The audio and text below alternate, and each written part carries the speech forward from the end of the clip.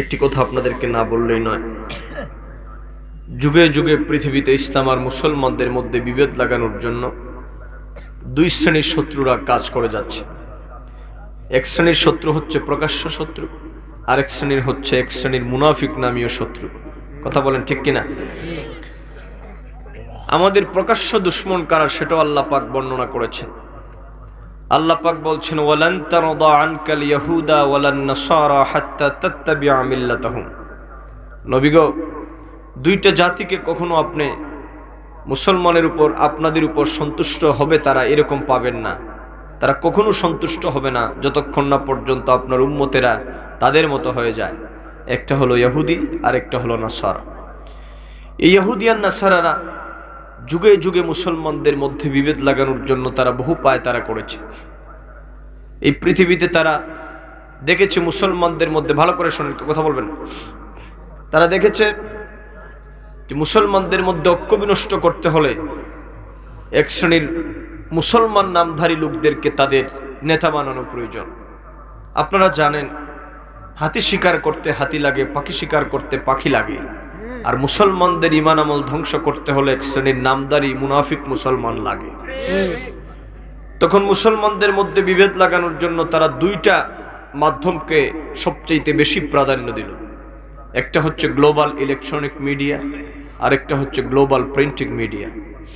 প্রিয় সুধী, আপনাদের দোয়া, জন্মগতভাবে আমি সুনামগঞ্জ জেলার মানুষ, কিন্তু লেখাপড়া চট্টগ্রাম, প্রথম জীবনে চাকরি বাকরি চট্টগ্রামে। আপনাদের দোয়ায় চাকরি শুরু করেছি একটা ডিগ্রি কলেজ থেকে। এই বাংলাদেশের পার্শ্ববর্তী বহু জায়গায় আল্লাহ পাক যাওয়ার তৌফিক দান করেছেন। বিভিন্ন সেমিনারে, বিভিন্ন সিম্পোজিয়ামে, ওয়াজ মাহফিল ছাড়াও বাংলাদেশের বাইরে আল্লাহ পাক বিভিন্ন সেমিনার কনফারেন্সে বক্তব্য দেওয়ার, অনেক মানুষদের সাথে, দেশ বিদেশের অনেক স্কলারদের সাথে মেশার একটা সুযোগ করে দিয়েছেন। আজকের পৃথিবীটা বড় কঠিন একটা পৃথিবী। আপনি হক এবং বাতিল পার্থক্য করা, নিরূপণ করা বড় কঠিন হয়ে দাঁড়িয়েছে। কারণ বাতিল যারা, তাদের বেশভূষা হকের চাইতে আরো বেশি। কথা কোন ঠিক কিনা? এজন্য আমাদের পীর মুর্শিদ আল্লামা ফুলতুলি সাহেব কিবলা রহমাতুল্লাহ আলাইহি একটা কথা বলতেন যে ওরা ইসলামের জড়ে কাটে। কথা মনে আছে আপনাদের? আল্লাহর মহান ওলির সেই ভবিষ্যৎবাণী কত বাস্তব, কত অথেন্টিক।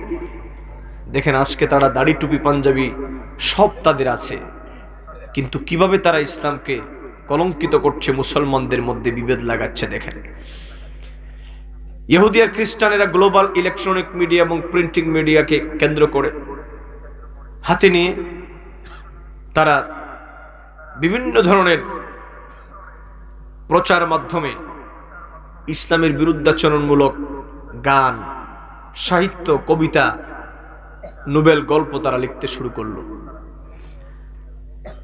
আর ইলেকট্রনিক মিডিয়ার মাধ্যমে এক শ্রেণীর মৌলানা সাহেবদেরকে তারা বসায় দিল। ওদের টাকায় দাড়ি আছে, টুপি আছে, জুব্বা আছে, সব আছে, দেখতে মুসলমান, কিন্তু মেইড বাই ইহুদি আর খ্রিস্টান। লক্ষ লক্ষ টাকা বেতন পায়। এগুলা পূর্বেও প্রমাণিত, বর্তমানে প্রমাণিত। ওরা কি করতে লাগলো? খুব সুন্দর সুন্দর কথা বলে। ওদের একটা মাত্র চিন্তা চেতনা, মানুষকে যদি নবী প্রেম, অলি প্রেম থেকে দূরে সরানো যায়, তাহলে মুসলমানদের ইমানি চেতনাকে ধ্বংস করে দেওয়া যাবে। আগে কথাগুলো ভালো করে বুঝেন। নবীর প্রেম মানুষের মন থেকে দূরে সরানোর জন্য, নবীর প্রেম থেকে মানুষকে দূরে সরানোর জন্য কোরআনের কিছু আয়াতকে তারা বেছে নিল নবীর বিরুদ্ধাচরণমূলক। শুধু তাই নয়, বিগত কয়েকদিন আগে আমরা একটা অ্যাপস দেখতে পেলাম, কোরআনের অ্যাপস বানিয়েছে তারা। নবীর শান মানে যতগুলো আয়াত আছে, প্রত্যেকটা আয়াতকে কাট আপ করে বেঈমানেরা তারা তাদের নিজ মন গড়া ভাবে কোরআনের অনেক আয়াত বাদ দিয়ে তারা নিজস্ব কোরআন তারা ছাপিয়েছে। সহিহ বুখারী, আসহুল কুতুবে বাদা কিতাবিল্লাহ তাহতা আদিবিস সামা, as-সহিহুল বুখারী, আসমানের নিচে জমিনের উপরে আল্লাহর কোরআনের পরে বিশুদ্ধ কোনো গ্রন্থ থাকলে সেটা হচ্ছে সহিহ বুখারী। আজকে তারা প্রিন্টিং মিডিয়ার মাধ্যমে বুখারী শরীফের আল্লাহর নবীর শান মানের হাদিসগুলোকে বাদ দিয়ে তারা তাদের নিজস্ব মন গড়া বুখারী ছাপিয়ে আজকে তারা বিশ্বব্যাপী প্রচার করছে।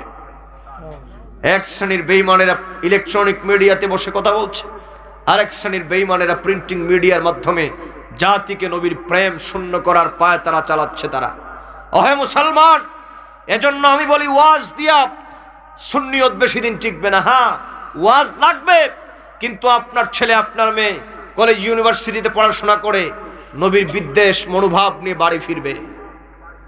কি দেখা যায় না এখন? বাবায় মিলাদ পড়ে ছেলে মিলাদকে বিদআত বলে, আছে না নাই?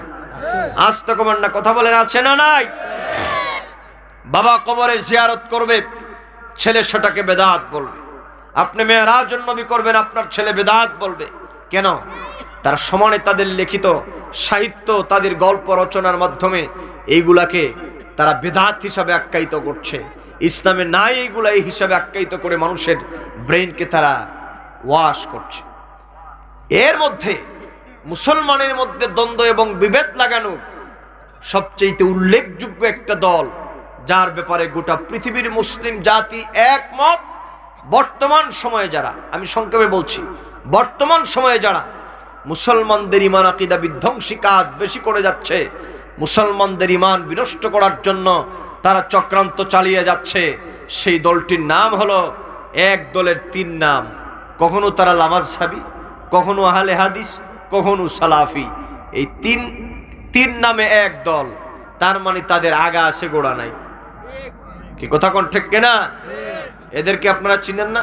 চিনবেন কিভাবে? দেখবেন তারা নামাজে বারবার হাত তুলে, নামাজের মধ্যে মহিলাদের মতো বুকে হাত বাঁধে, ইমাম সাহেব গায়রিল মাগদুবি আলাইহিম ওয়ালাদ-দাল্লিন বললে উল্লুকের মতো তারা জোরে আমিন বলে। মুসলমানের 1400 বছরের ইতিহাস, বিশ্বকাত তারাবিকে তারা অপারেশন করে কাটাপ করে 8 টাকাত বানিয়েছে। আপনারা বলুন, ইসলামের উপর যা আঘাত করেছে, নবীর সুন্নাহকে যারা কমায় দিয়েছে, আল্লাহর হাবিবের বিরুদ্ধাচরণ যারা করছে, তারা ঈমানদার না বেঈমান? স্পষ্ট কথা। এক সময় তারা বলল কালিমা লা ইলাহা ইল্লাল্লাহ মুহাম্মাদুর রাসূলুল্লাহ একসাথে লেখা যাবে না। ওরাই সালাফিজমে অনুপ্রাণিত। ইহুদি আর খ্রিস্টানদের টাকায় তাদের বহু শক্তিশালী ফান্ড আছে, তাদের মিডিয়া আছে। আমাদের সুন্নিদের হাতে মিডিয়া নাই। আজকে টেলিভিশনে যতগুলা লাল দাড়িওয়ালা মৌলবী দেখেন, সবগুলা হচ্ছে ওদের। আমাদের গুটি কয়েকজন ঢাকায় যে সমস্ত আলেমরা আছেন, গুটি কয়েকজন, ওনারা আমাদের গোটা সুন্নিয়তের প্রতিনিধিত্ব করে যাচ্ছেন। আল্লাহ যেন তাদের হায়াত বাড়িয়ে দেন, সবাই পড়েন আমিন। কিন্তু বিরাট অস্ত্রের সামনে একটা ছোট্ট ইটের কণা কিছুই নয়। এদের মিডিয়া বাংলাদেশের বেসরকারি বেশ কয়েকটা মিডিয়া তারা কিনে নিয়ে, তারা চাং হিসাবে কিনে নিয়ে, তাদের সেই বাতিল মতাদর্শের জন্য তারা টাকা পয়সা দিয়ে দিন রাত তারা পরিশ্রম করে যাচ্ছে। দেখেন নাই, এক উপস্থাপক আমার সাথে বিশ্ববিদ্যালয়ের ক্লাসমেট ছিল, সে, আমি নাম বললাম না, এনটিভির উপস্থাপক। সে কুইজ প্রশ্নোত্তর পূর্বে কয় ছাত্রদেরকে, কয় নবী নূর না মাটি? ছাত্ররা কয় নবী মাটি। কুইজ প্রতিযোগিতা দেয়, কয় মিলাদ কি বেদাত না এই সুন্নত? প্রতিযোগিতারা কয় বেদাত। বেদাত বললে মার্ক দেয়, যদি এটারে সুন্নত বলে মার্ক দেয় না। এই হলো তাদের সিস্টেম। বড় বড় পুরস্কার দেয়, বড় বড় চাকরির লোক দেখায়। তারা আল্লাহর হাবিবের বিরুদ্ধাচরণ করে, আল্লাহর ওলিদের বিরুদ্ধাচরণ করে। বিগত কয়েকদিন আগে এক নিমক হারাম সিলেটের, এই নিমক হারামই বলেছিল কাবাগরে 360টা মূর্তি ছিল, আর বাবা শাহজালালের সঙ্গে হচ্ছে 360 জন। এই বেয়াদব বলেছিল। তারা বাবা শাহজালালের দরগা শরীফকে মারকাজ ও শিরক বলেছে। আমরা স্পষ্ট কথায় বলতে চাই, বাবা শাহজালালের আগমনে তোমাদের বাপ দাদা ইসলাম পেয়েছে। বাবা শাহজালালের আত্মত্যাগের বিনিময়ে আমরা মুসলমান হয়েছি। হয়তো তোমার বাপ দাদা আল্লামা ছোট সাহেব হুজুর একটা কথা বলেছেন, আমার বড় ভালো লেগেছে, ওদের কয়েক সিঁড়ির পরে আর খুঁজলে আর মুসলমানই পাওয়া যাবে না। এই হিসাবে তার দরদ বেশি থাকার কথা না। আমি মনে করি এটাই যথেষ্ট। আর কিছু বললাম না, পারবে না। সাময়িক হয়তো মুসলমানদের ঈমান আকীদা নষ্ট করতে পারে, কারণ বাংলা একটা প্রবাদ আছে না, হাতি ঘোড়া গেল তল, ছাগলে কয় কত জল। নমরুদ, ফেরাউন, সাদ্দাত বহু পায় তাড়া করেছে, ওইগুলা তো ঠুনকো। বিগত সময় এক লাল দাড়িওয়ালা মৌলানা সাহেব সিলেট আলিয়ার মাঠে তাফসীরুল কোরআন মাহফিল নাম দিয়ে বাবা শাহজালালের দরগাকে দুর্গা বলেছিল।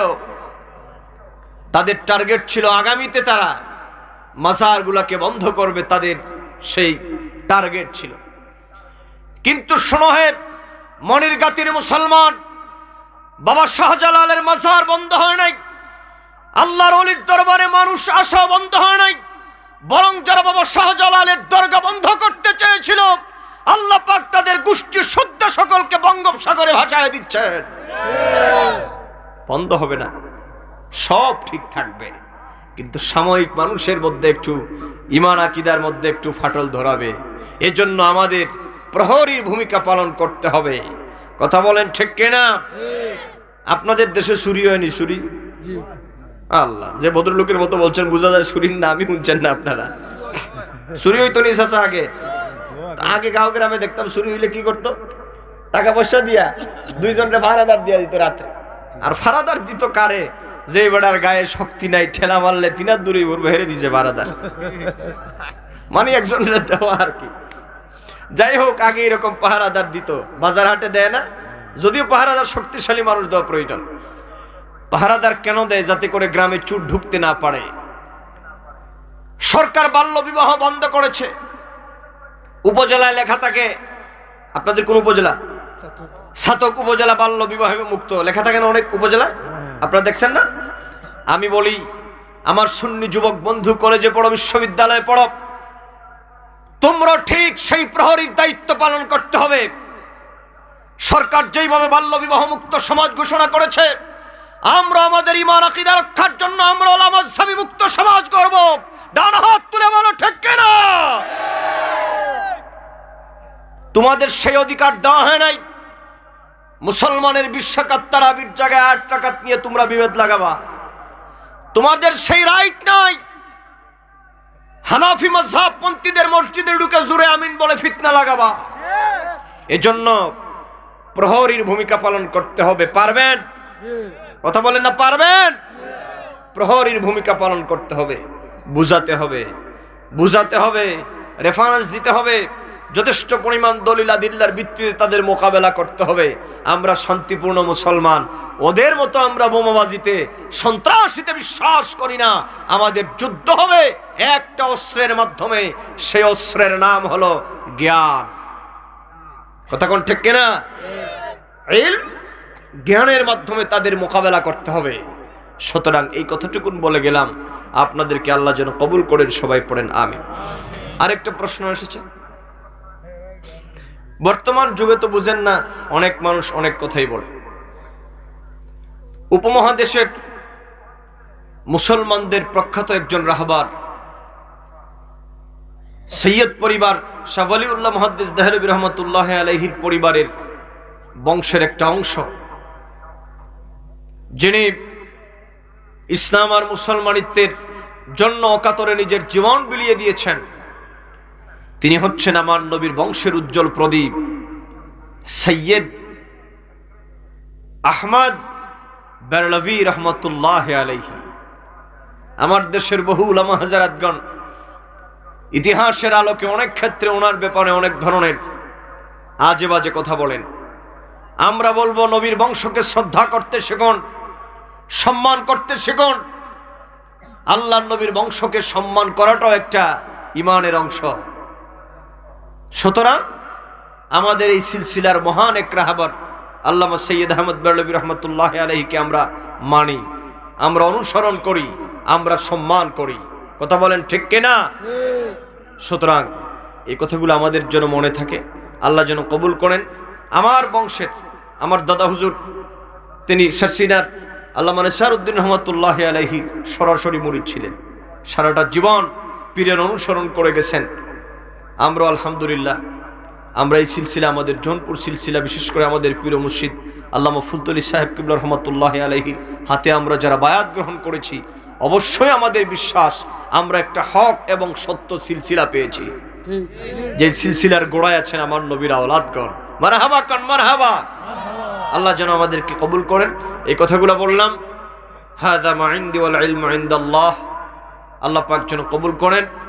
এবং এই মাহফিলে যারা কষ্ট করেছেন, বিশেষ করে আমার খুব শ্রদ্ধাভাজন ব্যক্তিত্ব, আপনাদের প্রিয় মানুষ, জাহিদপুর দাখিল মাদ্রাসার সম্মানিত সুপার হযরতুল আল্লামা মাওলানা মুখতার আহমদ সাহেব দামাত বারকাতুহুম, তিনি কষ্ট করেছেন। এলাকার যুবক বন্ধু যারা কষ্ট করেছেন, আল্লাহ যেন কবুল করেন। সবাই পড়েন আমিন।